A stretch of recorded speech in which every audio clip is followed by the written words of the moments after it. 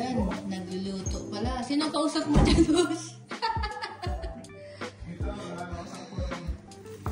Ayan, guys. Magluluto ngayon ang ating boss manager amo ng kinilaw na snapper. Ayan. Wow. Mukhang masarap ito, boss. Tulingang ginataan. Paksiw. Ayan, boss. Matagal ka na bang pintor dito sa New Zealand?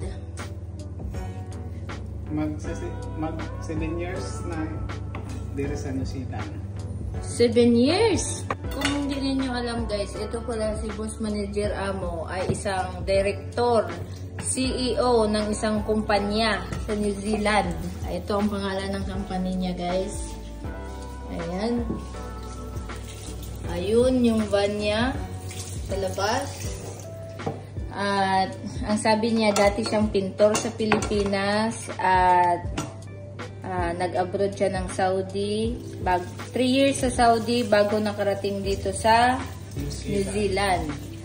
Ano bang mga requirements para makapunta sa New Zealand, boss? Kailangan ba may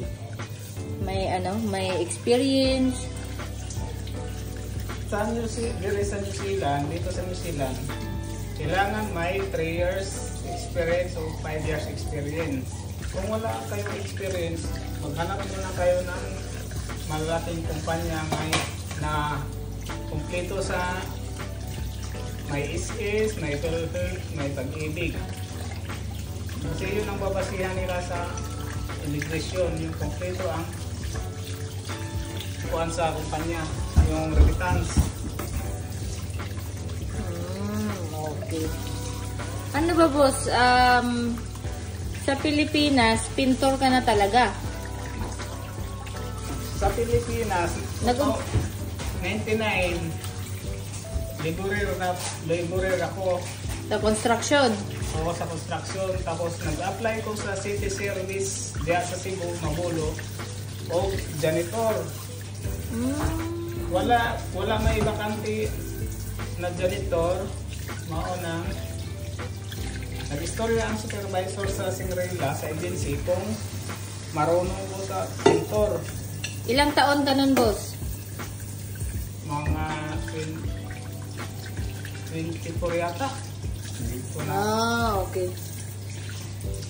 Kahit hindi ko pintor, pinubukan ko na sabihin na pintor para makapasok ko ng trabaho sa Singrela Hotel. Pero janitor talaga ang ina-applyan mo? Oo, janitor talaga in-apply ako. Kaso walang bakante. Kailangan ko ng makapasok ng trabaho kasi mahirap pag walang trabaho sa Pilipinas. Tapos, nakapasok ka sa EI at ilang taon ka nagtrabaho muna bago ka nag-abroad ng Saudi? Nagtrabaho ko sa EI Corporation sa Libis. 3 years, mahigit. 3 years and 3 months. Tapos nag-apply ko para Saudi Arabia. EI pa rin na company. Sila ang nagpapadala sa akin sa Saudi. Tapos ng 3 years mahigit sa Saudi, nag-desisyon ko nga hindi na bumalik sa Saudi. Naghanap na ko ng magagandang bansa na ma-applyan. Sa ngayon, isa na akong PR dito sa New Zealand. Permanent resident ka na? Wow, congratulations! Ilan yung mga tao mo ngayon, boss? Sa ngayon, isa lang yung tao ko. Pero mayroong kasamahan na din sa may ibang company rin na nag-join sa company namin. Na ibang kumpanya rin. Oh. Anong mga mapapayo mo doon sa mga nangangarap makapunta sa New Zealand at gusto ring maging pintor sa New Zealand? Ang mapapayo ko sa inyo, kailangan magsipag muna kayo dyan sa Pilipinas nga pumasok na kumpanya na malalaki. Magkaroon ng experience, boss, ano? Experience at saka lalong mahalin niyo ang trabaho ninyo. Kasi yun ang paborito sa mga taga rito, New Zealand. may-ari ng kampanya yung masipag ang mga tao, lalo na sa Pilipino. Really? Oo, kasi ako hindi ko nakapagtapos ng high school.